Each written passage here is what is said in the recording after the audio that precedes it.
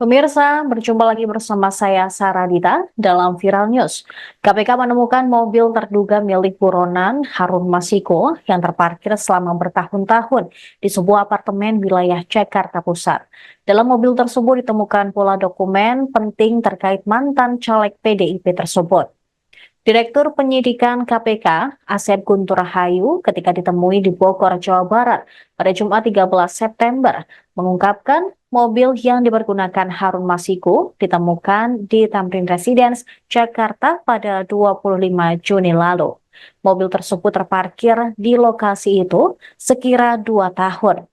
Sementara Ketua KPK, Nawawi Pomolango, hanya menyebut pada hari Kamis, penemuan mobil yang digunakan Harun Masiku menunjukkan keseriusan KPK dalam memburu mantan caleg PDI Perjuangan itu. Nawawi menyatakan tim penyidik tidak berhenti mengejar Harun yang menjadi buronan sejak awal 2020. Lantas menjadi pertanyaan besar, berapa biaya parkir untuk mobil yang telah lama terparkir selama 2 tahun di wilayah apartemen tersebut. Berdasarkan data yang dihimpun oleh Tribun News, biaya parkir itu diperkirakan selama 2 tahun yaitu 86,4 juta rupiah jika dihitung per malamnya sebesar 120 ribu rupiah.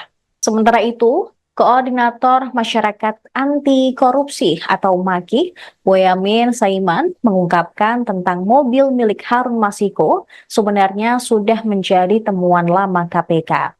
Selain itu, dia juga menyebut KPK sebenarnya sudah lama mengetahui bahwa Harun Masiku sempat tinggal di apartemen tersebut yang menjadi lokasi tempat tinggal mantan caleg PDIP itu. Dia menganggap aneh jika seakan-akan temuan itu dianggap hal baru oleh KPK saat ini. Boyamin menilai dengan adanya pernyataan dari Nawawi itu, KPK seakan tidak serius dalam mengusut kasus Harun Masiku. Dia menganggap lembaga anti rasuah hanya sekedar menjadi produsen berita agar memperlihatkan kepada masyarakat telah bekerja. Dia pun mendesak agar KPK segera menangkap Harun Masiku dengan cara senyap tanpa harus berbicara di depan publik. Download Tribun X sekarang, menghadirkan lokal menjadi Indonesia.